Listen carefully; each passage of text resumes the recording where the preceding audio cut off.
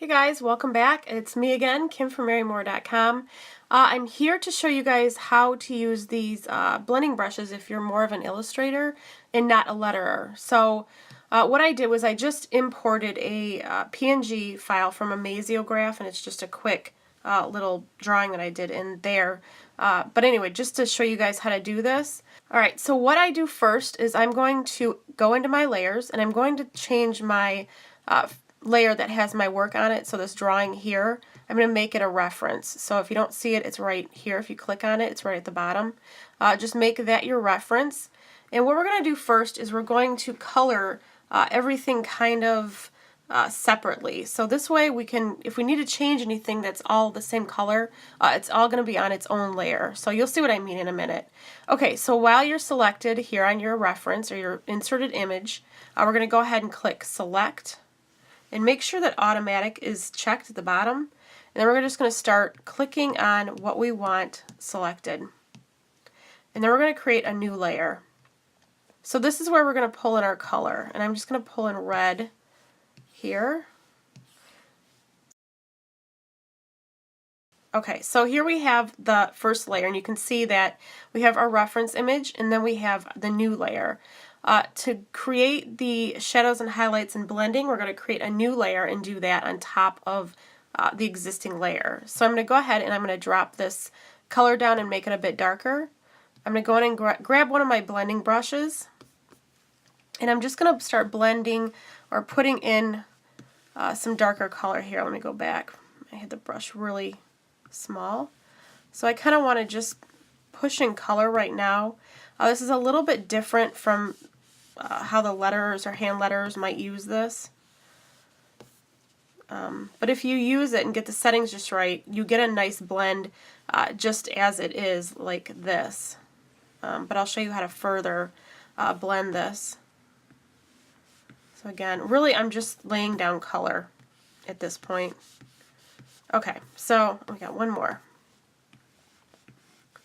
Okay, so there's our color. I'm going to come back to one of my water brushes, and it doesn't matter which one you use. This one is a little bit more harsh or hard, so you're getting more of a brushed effect. And this one here is just a real soft water brush, so you're getting a nice, easy blend. You can also adjust the opacity here too, so if you want to push more color out, pull up that opacity. If you want a nice soft blend out, lower that up, and you can kind of build it out. And if you need to bring it back down, just start pulling the color back the opposite way. So you can kind of move this around, which is nice, just like this. So let's pump that up. So if again, I might pull the opacity up just a bit. There we go. Okay, so that's one side down. We'll work on this other side here. And I'm going to do kind of different for each one, just to show you how this works. So here, as I'm blending, it's kind of pushing the paint away from the edges. If you want, you can just pull that right back down just like that. And then, again, start blending just as you would normally. Okay, so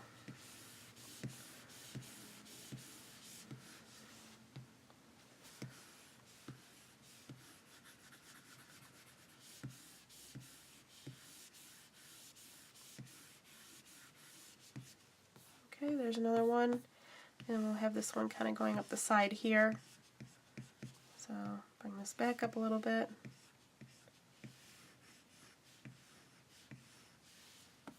And the harder you push too, you're going to end up pushing more, especially if you have your pencil pressure on. If you don't want that happening, just turn that off, and it's obviously just going to stay the same. So whoops, let's bump that up, bring that down.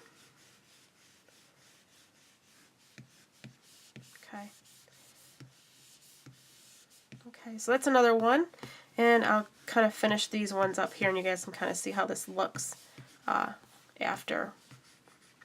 Again, all the shadows on here are going to look a little bit different. I'm just demonstrating these for you guys. And one more.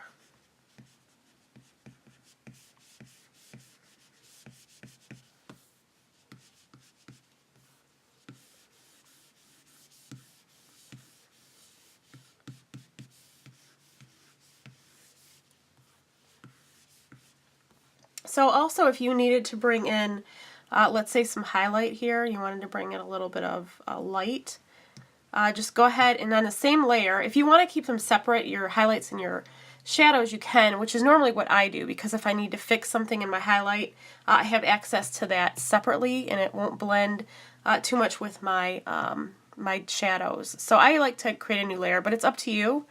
You just go back and do the same thing. So maybe I want to highlight over here.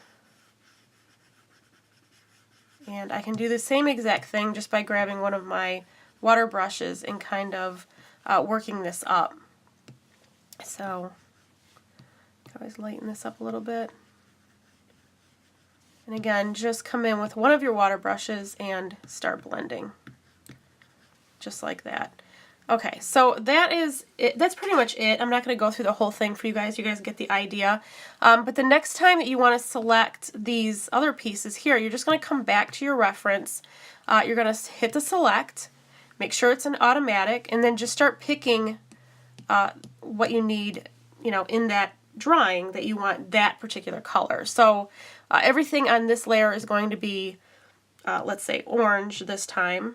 We're going to create a new layer. Remember not to put it on your reference layer. This should always stay just your drawing, and that's it. So just your line drawing. And then just start pulling in your color again. Just like this. And then duplicate. You can even name these, which is probably a good idea. This can be just your basic color layer. This could be highlights, and then the next one could be shadows. So it's up to you how you want to do that. And then this layer here, you're going to apply your shadows. Again, just come in with whatever brush that you want to use. So this one here is just the basic blender. Right now I'm just drawing with, you know, the blender pen itself, and it's blending pretty nice just the way it is. So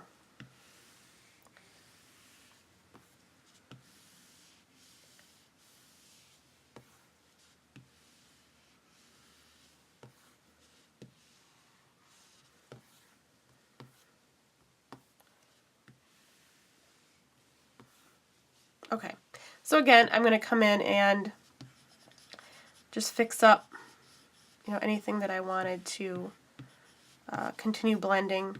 For the most part, depending on how you're using it, the blender works really well just on its own. As you can see right here, we would just probably need to like maybe come in and blend this just a little bit. But again, depending on how you're using it, it'll do the work on its own, depending on how much pressure you're putting on the pen itself. So anyway, okay, so that is that. I'll finish this up really quick. It's too much fun.